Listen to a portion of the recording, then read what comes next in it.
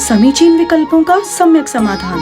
सुनिए परम पूज्य श्रमण श्री सुप्रभ सागर जी महाराज के मुखारविंद से YouTube चैनल सुप्रभ उवाच पर शुभाशीष परम पूज्य श्रमणाचार्य 108 श्री विशुद्ध सागर जी महाराज। सानिध्य श्रमण सुप्रभ सागर जी महाराज, श्रमण प्रणत सागर जी महाराज। पुणे आर्जक श्री रविंद्र जयश्री, कुमारी परिणा गहाणकर अमरावती, 100 मोक्षता राजस डोन गावकर औरंगाबाद। ओम नमः सदेभ्य। नमो नमः सतीर्थंकराय वीराय भव्याम्बुजभास्कराय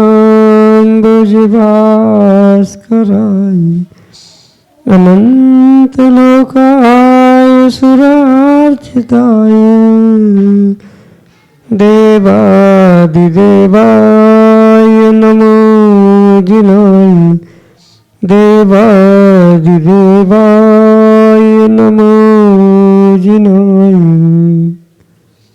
पंच परमिष्टि भगवान की परम पूज्य आचार्य भगवंत गुरुवर विशुद्ध सागर जी मुनि महाराज जी की, परम पूज्य मुनि श्री सुप्रभ सागर जी महाराज जी की जय। मुनि श्री एक बड़ा सागर जी महाराज की जय। समीचीन विकल्पों का सम्यक समाधान। सम्यक ज्ञान की वह अलौकिक विधा जिसके माध्यम से हम सभी अपने मन में उठने वाले उन समीचीन विकल्पों का सम्यक रूप से समाधान प्राप्त करके अपने ज्ञान को सम्यक ज्ञान बनाने का पुरुषार्थ करते हैं, क्योंकि सम्यक ज्ञान ही आत्मकल्याण के लिए कार्यकारी उपाय है। और ऐसे आत्मकल्याण की अनूठी विधा हमें परम पूज्य आचार्य भगवंत गुरुवर विशुद्ध सागर जी महाराज के मंगल सुभाषिष से, उन्हीं के सहयोग से परम पूज्य मुनि श्री सुप्रभ सागर जी महाराज के मुखारविंद से प्रतिदिन प्राप्त होती है। तो आप भी पुरुषार्थ करें और अपने मन के विकल्प को समीचीनता के साथ उसका सम्यक रूप से समाधान प्राप्त करते हुए अपने अज्ञान रूपी अंधकार को दूर करने का पुरुषार्थ करें। प्रारंभ करते हैं आज का सम्यक समाधान। और आज के पहले विकल्प के लिए आष्टा मध्य प्रदेश से डॉक्टर मगन जैन, श्रीमती चंदा जैन महाराष्ट्र के चरणों में बारंबार नमोस्तु निवेदित करते हुए अपना समीचीन प्रश्न रख रहे हैं कि महाराज जी, अनुभूति परक भेद ज्ञान का स्वरूप कैसा होता है? सिद्धांत और अध्यात्म की अपेक्षा से इसे कैसे समझें? हमारे समीचीन विकल्प का सम्यक समाधान करने की अनुकंपा करें। नमोस्तु महाराज जी, नमोस्तु। ओम नमः सिद्धम। परम पूज्य आचार्य भगवान गुरुवर विशुद्ध सागर जी महाराज जी की,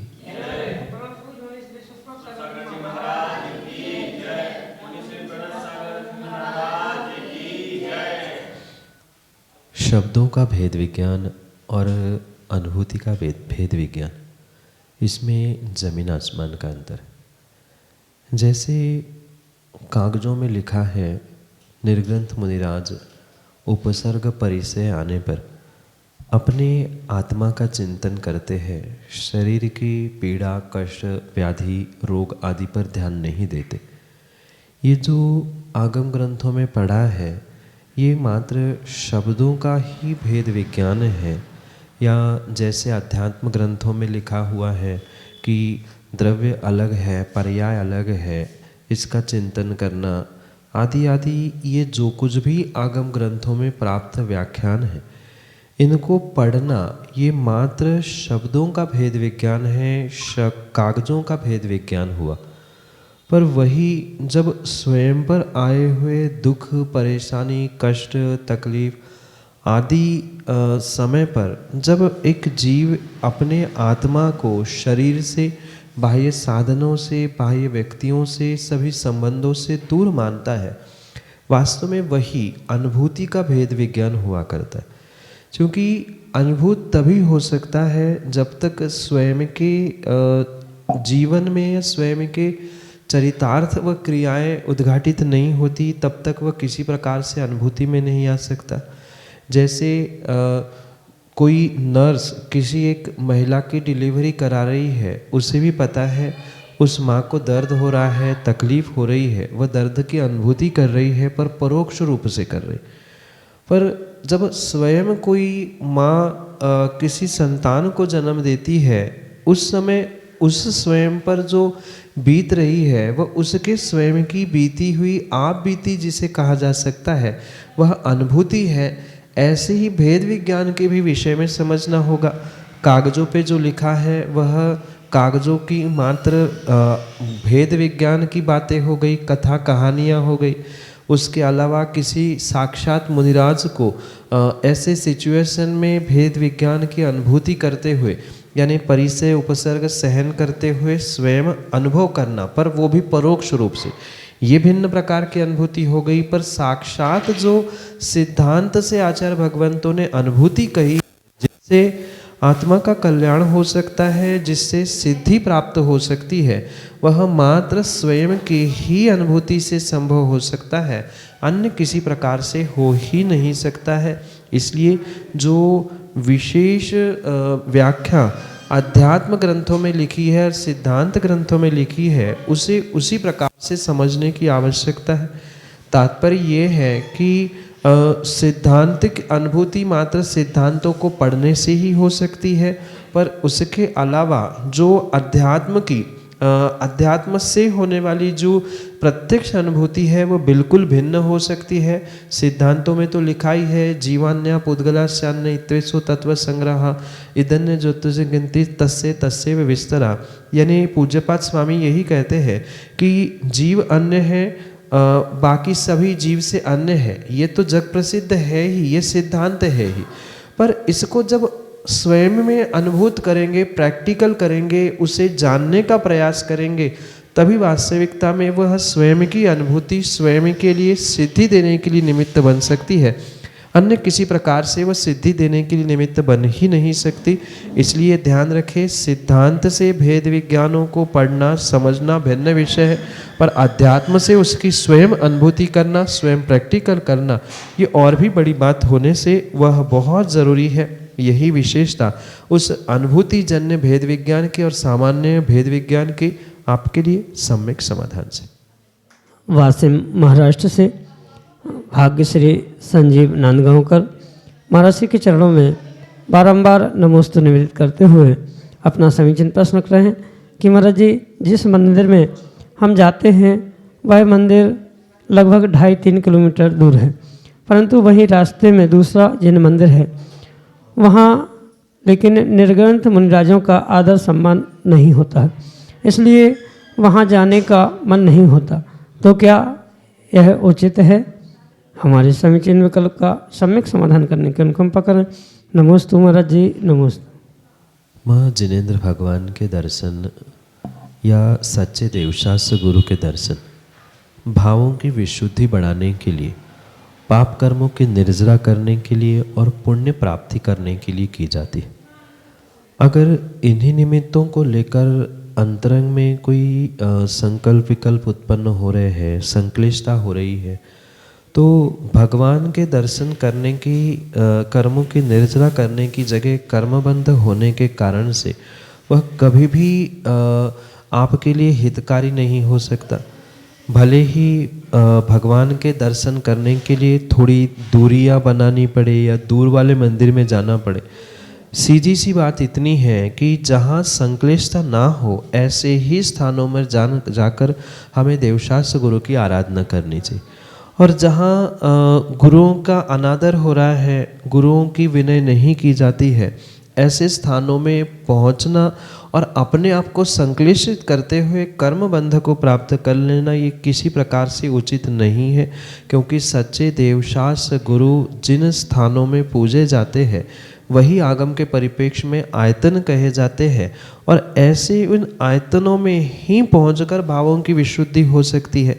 माना कि किन्हीं स्थानों पर गुरुओं का विनय नहीं हो रहा है, कहीं जिनवाणी की अभिनय हो रही है, या अन्य भी किसी प्रकार से पंच परमेश जी या किन्हीं पूज्य पुरुषों की अभिनय हो रही है, तो वहाँ ध्यान रखें, क्योंकि ये संक्लिष्टता का निमित्त बनेगा और संक्लिष्टता कर्म आश्रव के लिए निमित्त बनता है। इसलिए ऐसे कार्यों से, ऐसे स्थानों से बचना बहुत अच्छी बात है। विषमता तब होती जब नगर में कोई अन्य मंदिर नहीं होता या अन्य कोई स्थान नहीं होता। पर जब नगर में अन्य मंदिर है, स्थान है, तो बहुत अच्छा यही है कि हम अपने भावों की विशुद्धि बनाते हुए अपने भावों की विशुद्धि को बढ़ाने के लिए उन्हीं स्थानों पे जाए जहाँ हमारा मन लग रहा है, जहाँ हम बहुत अच्छे भावों से जा पा रहे हैं। ऐसा ही पुरुषार्थ करते हुए उन्हीं स्थानों में जाने में कोई दोष नहीं है। भले ही वह मंदिर आपके पास में है, दूसरा मंदिर दूर है, पर पुनः पुनः ये बात ध्यान रखें, जहाँ हमारे भाव अच्छे लग रहे हैं, भावों की विशुद्धि बन रही है, जहाँ हमारा मन प्रसन्न हो रहा है, वही पहुंचकर नियम से आपको भगवान की पूजा आराधना, सच्चे देवशास्त्र गुरु की पूजन आदि करनी चाहिए। यही आपके लिए सम्यक समझ। विकास जैन, लखनऊ उत्तर प्रदेश से अगले समीचीन विकल्प के लिए हमारे सामने। बारंबार दोनों गुरुवर को नमोस्तु नमोस्तु नमोस्तु। गुरुवर, मेरा एक प्रश्न है कि जब प्रक्षाल करते हैं तो जो सिले हुए कपड़े होते हैं या जैसे बनियान है या इनर है, इनको पहन के प्रक्षाल किया जा सकता है कि नहीं? नमोस्तु।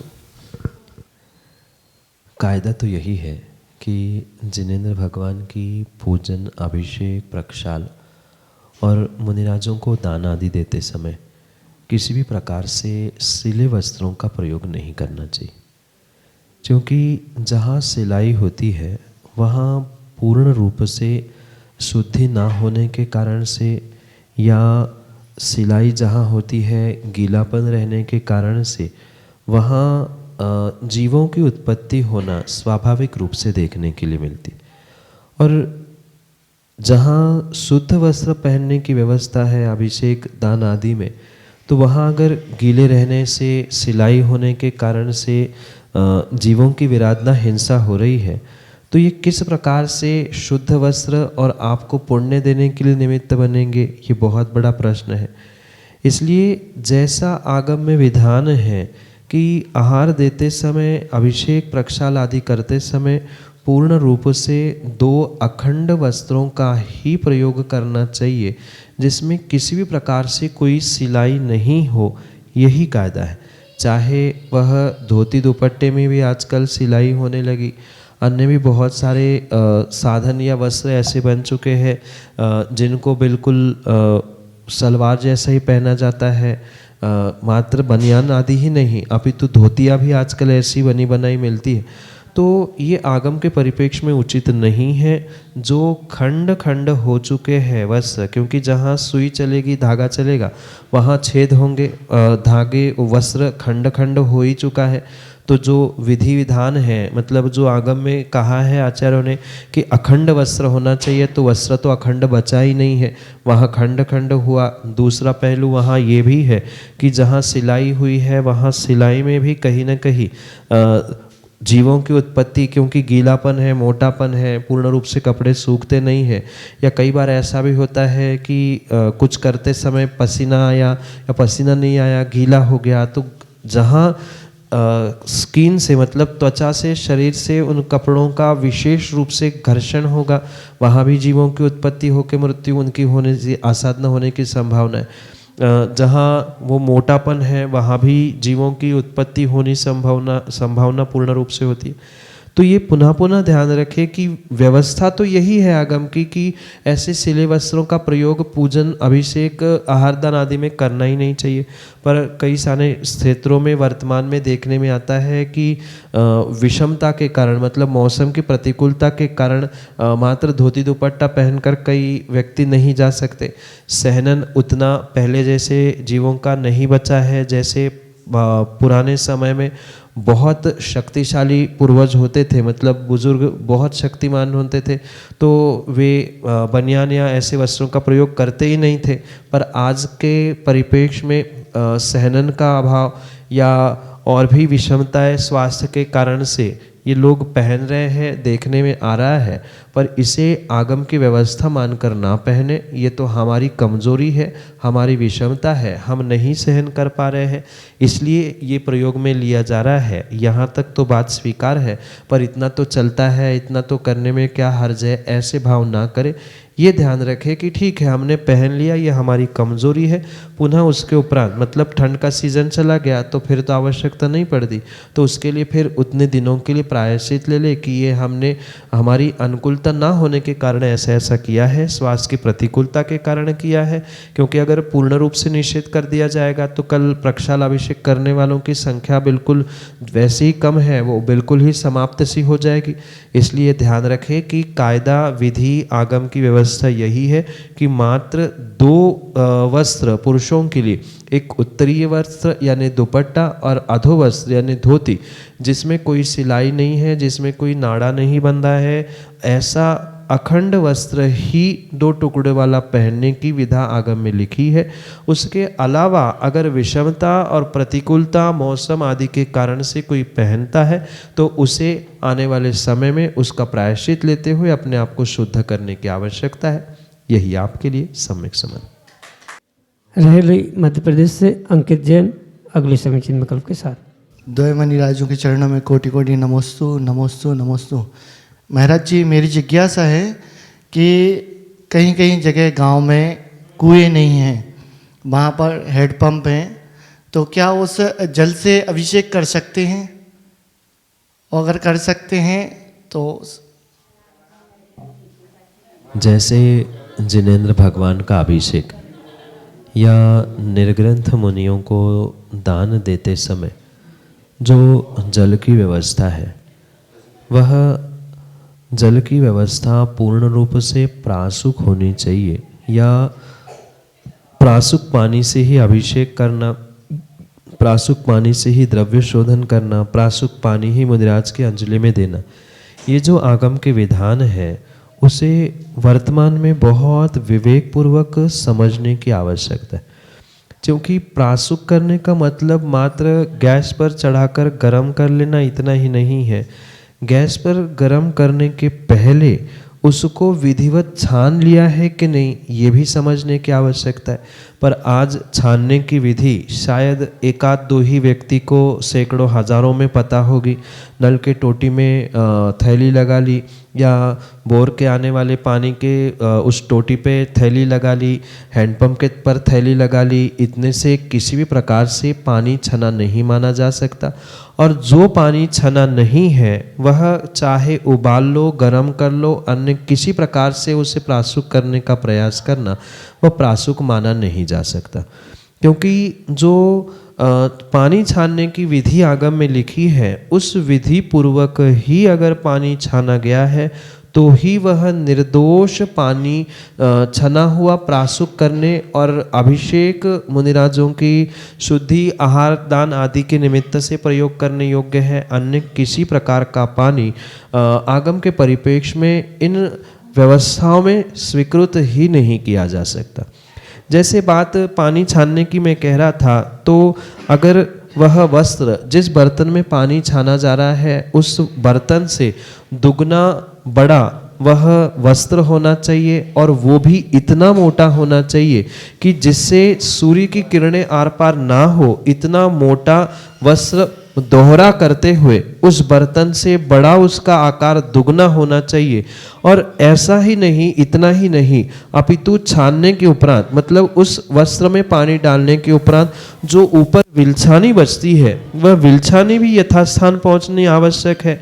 और विलछानी मात्र और मात्र कुएं में ही वापस पहुंच सकती है, अन्य हैंडपंप में, बोर में, नल में, टंकी में, बरसात के पानियों में वह यथास्थान नहीं पहुंचती।